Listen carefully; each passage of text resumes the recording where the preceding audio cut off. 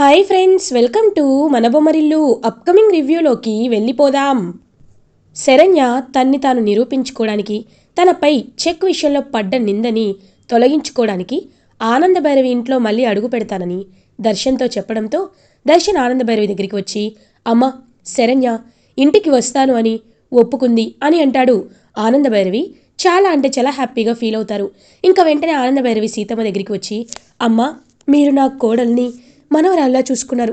మీ రుణం ఏమిచ్చినా తగ్గేది కాదు. చాలా థ్యాంక్స్ అమ్మా అని నమస్కారం పెడతారు. అయ్యో పర్లేదమ్మా, మనిషికి మనిషి సహాయం ఉండాలి కదా అని ఇంకలా అక్కడి నుండి వెళ్ళిపోతారు సీతమ్మ. ఆనందభైరవి శరణ్యం తీసుకొని సిటీకి రీచ్ అవుతారు.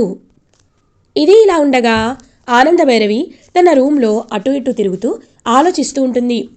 శరణ్యని దర్శన్ ఏ పట్టాన ఒప్పుకోవటం లేదు. ఎందుకో తను చాలా బలంగా తప్పు చేసింది అని దర్శన్ గుడ్డిగా నమ్ముతున్నాడు. దానికి కారణం ఏంటో కూడా నాకు తెలియటం లేదు. అదంతా నేను తెలుసుకోవాలంటే ఏం చేయాలి? ఖచ్చితంగా దర్శన్ మనసుని మార్చాలి అని ఆలోచిస్తుంటే అప్పుడే కరెక్ట్గా మేనేజర్ ఫోన్ చేస్తారు ఆనందభైరవికి. హలో మేనేజర్ గారు, ఏంటి ఇలా కాల్ చేశారు అని అడుగుతారు.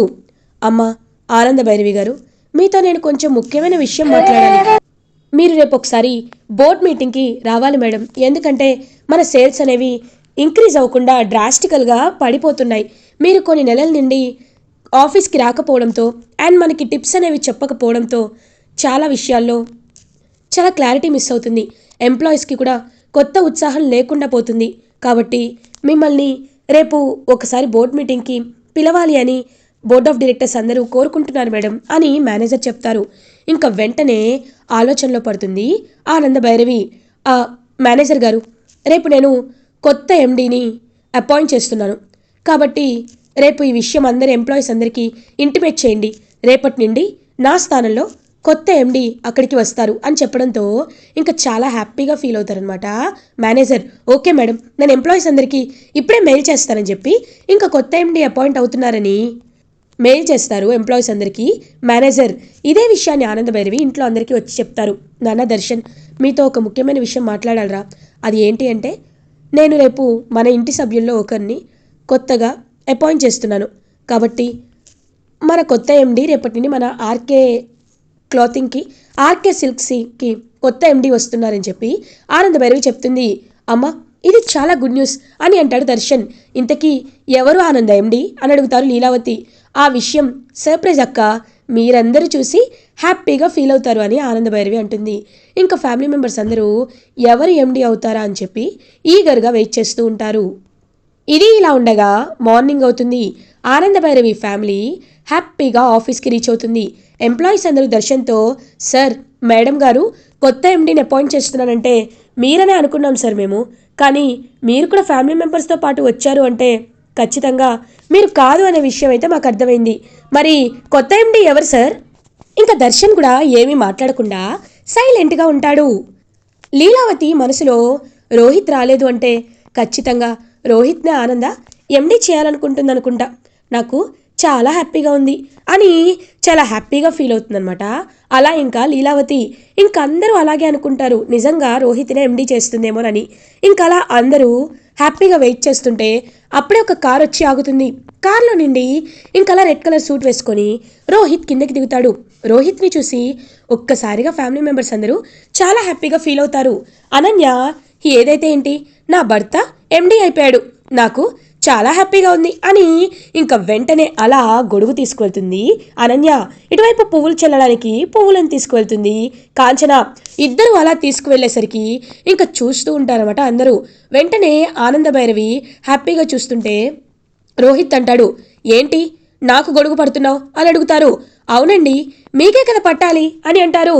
లేదు, ఎండీ నేనైతే నాకు పట్టాలి, ఎండీ నేను కాదు కదా, ఎండీ గారికి గొడుగు పట్టు అని పక్కకు తప్పుకుంటాడు. చూసేసరికి క్లియర్గా శరణ్య ఇంకలా స్టైలిష్గా ఎండీగా కిందకి వస్తుంది. ఒక్కసారిగా షాక్ అయిపోతారు ఫ్యామిలీ మెంబర్స్ అందరూ. ఆనందభైరవి చాలా అంటే చాలా మురిసిపోతూ ఉంటుంది. ఇంకా లీలావతి, కోటేశ్వరరావు, దర్శన్ అందరూ శరణ్య ఎండి అవ్వడంతో షాక్ అయిపోతారు. అనన్య అలా చూస్తూ ఉండిపోతుంది. ఏయ్ ఏం చూస్తున్నావు, గొడుగు పట్టు అనేసరికి ఇంక అనన్య అలా గొడుగు పట్టి కాంచిన పూలు చల్లి తీసుకువస్తూ ఉంటారు. ఆనందభైరవి శరణ్యం దగ్గరికి తీసుకొచ్చి, ఇదిగోండి ఇవాటి నుండి మీ కొత్త ఎండి నా కోడలు శరణ్య అని అంటారు ఆనందభైరవి. ఇంకా అందరూ క్లాప్స్ కొడుతూ ఉంటారు. లీలావతి, దర్శన్ అక్కడి నుండి వెళ్ళిపోతారు. ఆనందభైరవి, అమ్మ శరణ్య, నిన్ను నమ్మి నేను ఈ కంపెనీని నీ చేతిలో పెడుతున్నాను. నువ్వే హ్యాపీగా కంపెనీని చూసుకోవాలి, కంపెనీని బాగా డెవలప్ చేయాలి అని అంటారు. ఖచ్చితంగా అత్తయ్య గారు అని చెప్పి ఇంకలా బోర్డ్ మీటింగ్ అయితే అందరూ బయలుదేరుతారు. శరణ్య బోర్డ్ మీటింగ్లో ఎంప్లాయీస్తో మాట్లాడుతూ, బోర్డ్ ఆఫ్ డైరెక్టర్స్తో మాట్లాడుతూ ఉంటుంది. చూడండి, ఇప్పుడు మనకి ఆఫ్ సీజన్ కాబట్టి అందరూ అనుకున్నట్టు డిస్కౌంట్స్ ఇస్తూ ఉంటారు. కానీ మనం మాత్రం వచ్చే 2 నెలల్లో వచ్చే పండగ సీజన్లని, పెళ్లి సీజన్లని ఇప్పటి నిండే క్యాష్ చేసుకోవాలి. చీరతో పాటు జ్యువెలరీ సెట్స్ని కూడా ఫ్రీగా తక్కువ రేట్కే అమ్మేటట్టు మనం చేసుకోవాలి. గోల్డ్ షాప్ ఓనర్స్తో ముందు నిండే కొలాబరేట్ అయ్యి పట్టు చీరని కొన్న వాళ్ళకి నెక్లెస్తో పాటు తగ్గించి రేట్ వేస్తామని చెప్దాం. ఎందుకంటే ఫ్యూచర్లో బంగారం రేట్ అనేది ఇంకా పెరగచ్చు. కాబట్టి తక్కువగా మనం డిస్కౌంట్కి ఇస్తున్నాం కాబట్టి వాళ్ళు బంగారాన్ని ప్లస్ మన దగ్గర ఉన్న చీరలని రెండూ ఒకేసారి కొనుక్కునే అవకాశాలు ఉంటాయి. కాబట్టి ఈ ఐడియా నేను మీ అందరికీ నచ్చిందనే అనుకుంటున్నాను అని చెప్పడంతో ఇంకా అందరూ ఒక్కసారిగా లేచి క్లాప్స్ కొడుతూ ఉంటారు. చాలా అంటే చాలా హ్యాపీగా ఫీల్ అవుతారనమాట. ఇంకా అలా ఆనందభైరవి, దర్శన్ మాత్రం ఏమీ మాట్లాడకుండా సైలెంట్గా ఉంటాడు. ఇంకా అలా ఆనందభైరవి లీలావతి దగ్గరికి వస్తుంది. అక్క చూసావా, మన శరణ్య వచ్చిన రోజే మన కంపెనీ, మన సేల్స్ డెవలప్ అయ్యేలా ఎంత బాగా ఐడియా ఇచ్చిందో అని అంటారు. ఆనంద, ఏంటి నువ్వు మాట్లాడేది? అయినా నాకు ఒకటి అర్థం కావటం లేదు. చెక్కు దొంగతనం చేసిన నేరం ఇంకా శరణ్యపై ఉండనే ఉంది. అలాంటిది ఈ టైంలో నువ్వు శరణ్యని ఎండీ చేయడం ఏంటి? శరణ్య చేతికి పగ్గాలు ఇవ్వడం ఏంటి? నాకిదేమీ నచ్చటం లేదు ఆనంద అని అంటారు లీలావతి. అక్క, నువ్వు కూడా అలా మాట్లాడుతున్నావేంటక్క? శరణ్య నిజంగా తప్పు చేసిందంటే నువ్వు నమ్ముతావా అక్క? అక్క, ఏమైందో తెలీదు. దర్శన్కి శరణ్యకి మధ్యలో గొడవలు వచ్చాయి. ఆ గొడవల్ని పెద్దవాళ్ళుగా మనమే కదా వాళ్ళని సర్దుమనగా అయ్యేలా చేయాలి. అందుకే నేను ఒక్కసారి శరణ్యకి అవకాశం ఇచ్చి చూస్తున్నాను. ఖచ్చితంగా శరణ్య తనకి తాను నిరూపించుకుంటుంది అని పాపం ఆనందభైరవి లీలావతిని కన్విన్స్ చేస్తూ ఉంటుంది. ఇంకా లీలావతి ఏమీ మాట్లాడకుండా అక్కడి నుండి వెళ్ళిపోతుంది. ఇదంతా చూస్తున్న అనన్య, శరణ్య నువ్వు ఎండి అవుతావా? నా కళ్ళ ముందే ఇంతలా ఎదిగిపోతూ ఉంటే నేను చూస్తూ ఊరుకుంటానా? ఖచ్చితంగా నీపై ఎలాంటి నిందలు వేయాలో నాకు బాగా తెలుసు అని చెప్పి ఇంకలా అనన్య చాలా జలస్గా చూస్తూ ఉంటుంది శరణ్య వైపు. ఇంకా ఆనందభైరవి శరణ్యని ఎండి క్యాబిన్లోకి తీసుకువెళ్తుంది. అమ్మ శరణ్య, ఇదే ఇకపై నీ క్యాబిన్ అని చెప్పడంతో ఇంకా అలా శరణ్య ఆనందభైరవి ఆశీర్వాదం తీసుకుంటుంది. ఇదంతా చూస్తున్న దర్శన్ అబ్బో బిల్డప్ అన్నట్టు చూస్తూ ఉంటాడు. ఇంకా అలా ఆనందభైరవి బ్లెస్ చేసి వెళ్ళిపోవడంతో దర్శన్ శరణ్య దగ్గరికి వచ్చి, ఏంటి ఈ ఓవర్ యాక్షన్? అయినా మా అమ్మని ఏం మాయ చేసావు? ఎలా రిక్వెస్ట్ చేసావు? అమ్మ నీకు వెంటనే ఎండి పదవి ఇచ్చింది అని అంటారు. ఏమండి, మనకి ఉండాల్సింది ప్రేమండి, ఏదో అభిమానం, కుట్ర, కుతంత్రం ఇది కాదు. మనల్ని మనుషులు స్వచ్ఛంగా నమ్మితే అదే చాలండి అని అంటుంది శరణ్య. నువ్వెన్ని నాటకాలు వేసినా నా ముందు చెల్లవులే అని మనసులో అనుకుంటాడు దర్శన్. ఇది ఇలా ఉండగా ఈవినింగ్ అవుతుంది. ఇంకలా శరణ్య హ్యాపీగా ఆఫీస్ నుండి ఇంటికి రీచ్ అవుతుంది. ఆనందభైరవి, శరణ్య రామ్మ కూర్చో, నీకోసం నీకు నచ్చిన వంటలన్నీ చేశాను, నా చేత్తోనే స్వయంగా చేశాను, రామ్మ భోజనం చేయని చెప్పి పాపం ఆనందభైరవి శరణ్యకి ప్రేమగా తినిపిస్తూ ఉంటుంది. ఇదంతా చూసి రోహిత్ చాలా హ్యాపీగా ఫీల్ అవుతాడు. పిన్ని, నువ్వు నిజంగా శరణ్యని కూతురులాగే చూసుకుంటున్నావు. శరణ్య నువ్వు పూర్వజన్మలో ఖచ్చితంగా అమ్మ కూతురే అయ్యుంటారు అని అంటారు. అవును దర్శన్, నువ్వు చెప్పింది కరెక్ట్ అన్న రోహిత్. నిజంగా నాకు శరణ్య పోయిన జన్మలో కూతురే అయ్యుంటుంది అని పాపం ప్రేమగా భోజనం తినిపిస్తుంటే ఇంకలా అదంతా చూసి రోహిత్, నా వల్ల పాపం చాలా నిందలు పడింది. ఇప్పుడు పిన్ని తనకి మంచి ఎండి పొజిషన్ ఇచ్చింది. నిజంగా దేవుడికి ఎంత థ్యాంక్స్ చెప్పినా తప్పు లేదని చెప్పి పాపం హ్యాపీగా ఫీల్ అవుతాడు రోహిత్. అప్పుడే ఇదంతా చూస్తున్న అనన్య, అయినా చెక్కు విషయంలో ఎప్పటికీ దర్శన్కి దీని మనసులో అలానే స్థానం ఉండిపోతుంది. ఆ చెక్కు ఎప్పుడు దొరుకుతుందో నేను చూస్తానులే అని చెప్పి ఇంకలా అనన్య క్రూయల్గా చూస్తూ ఉంటే అప్పుడే కాంచన ఇంకలా బీరువాలో దాచిపెట్టిన చెక్ని చూస్తూ ఉంటుంది. అవును, అమ్మి ఇంతలా ఈ చెక్కుని దాచిపెట్టుండాది. ఈ చెక్కులో కొన్ని డబ్బులు వాడుకొని హ్యాపీగా అందరికీ రౌడీలకి వాళ్ళకి డబ్బులు కట్టుండాది. ఇప్పుడు ఒకవేళ ఈ చెక్కు విషయంలో ఏదైనా బయటపడిపోతేనో అని చెప్పి ఆలోచిస్తూ ఉంటుంది శరణ్య గురించి కాంచన. వెంటనే ఇంకలా చెక్ అయితే అలా ఎగిరిపోయి అటువైపుగా వస్తుంది. ఒక్కసారిగా ఇంకా అందరూ ఆ చెక్ని చూస్తూ ఉంటారు. ఇంకా వెంటనే కాళ్ళ దగ్గరికి వచ్చిన చెక్ని ప్రీతి తీసుకుంటుంది. ఒక్కసారిగా చూసి షాక్ అయిపోతుంది. ఏంటా చెక్ ప్రీతి అని అడుగుతాడు రోహిత్. ఏవండి ఏవండి శరణ్యపై ఆ రోజు దర్శన్ నిందలు వేశాడు కదా, ఆ చెక్కేనండి ఇది అని అంటుంది. ఒక్కసారిగా అందరూ ఆ చెక్ని చూస్తారు. చూసి ఇంకా ఆనందభైరవి చెక్ని చేతిలోకి తీసుకుంటుంది. ఇంకా అలా చూస్తూ ఉంటుంది. ఎక్కడి నుండి ఎగురుకుంటూ వచ్చిందనే లోపు ఇంకా పరిగెత్తుకుంటూ అనన్య వాళ్ళు వస్తారు. ఒక్కసారిగా ఇంకా ఫ్యామిలీ మెంబర్స్ అందరూ అనన్య వైపు షాకింగ్గా చూస్తూ ఉంటారు. అంటే ఈ చెక్కుని కొట్టేసిన కిలాడీలు వీళ్ళన్నమాట అని అంటారు ఆనందభైరవి. ఇంకా వెంటనే దర్శన్ వైపు చూస్తూ, చూసావానన్న దర్శన్, నువ్వు శరణ్యని అనవసరంగా అనుమానించావు, కానీ ఇప్పుడు చూసావా ఏం జరుగుతుందో? ఇదిగో ఈ చెక్కు క్లియర్గా వాళ్ళ రూమ్లో దొరికింది. అంటే అర్థం ఏంటి? ఈ చెక్కుని దొంగతనం చేసింది ఎవరో కాదు, ఇదిగో ఈ అనన్యనే అని అంటారు ఆనందభైరవి. వెంటనే కాంచన, అయ్యో ఆనందభైరవి గారు, ఏంది మీరు మాట్లాడేది? చెక్కు శరణ్య రూమ్లోనే ఉంది, ఎగురుకుంటూ వస్తే పట్టుకోవాలనుకున్నావు అని అనేసరికి ఆనందభైరవి కాంచన చెంప పగలగొడుతుంది. ఒక్కసారిగా అందరూ షాక్ అయిపోతారు. వెంటనే ఆనందభైరవి తన రూమ్లోకి వెళ్ళి కొరడా తీసుకొస్తుంది. ఇంకలా శరణ్య కళ్ళ ముందే అనన్యని ఇటువైపు కాంచనని ఇద్దరిని ఫుల్గా కొడుతుంది ఆనందభైరవి. అయ్యో అత్తయ్య గారు కొట్టకండి, అక్కని కొట్టకండి అని చెప్పి ఇంకా శరణ్య ఆపుతూ ఉంటుంది.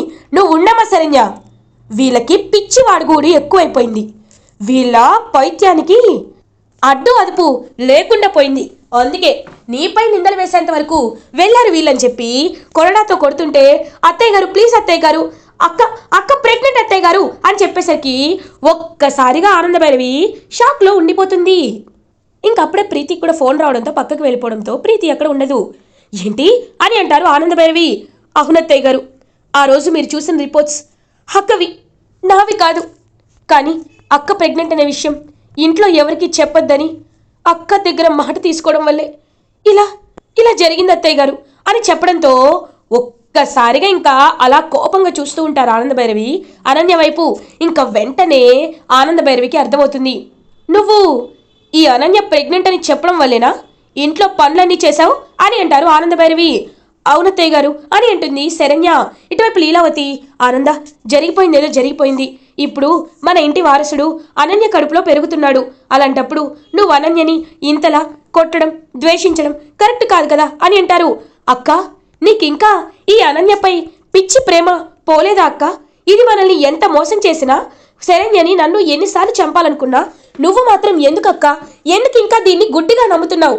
ఇది ఇప్పుడే ప్రెగ్నెంటో కాదో నేను నిరూపిస్తానని చెప్పి ఇంకా వెంటనే అలా ఆనందభైరవి అనన్యని లాక్కొని బయలుదేరుతుంది. ఇంకా అనన్యని అలా లాక్కొని హాస్పిటల్కి తీసుకువెళ్తారు.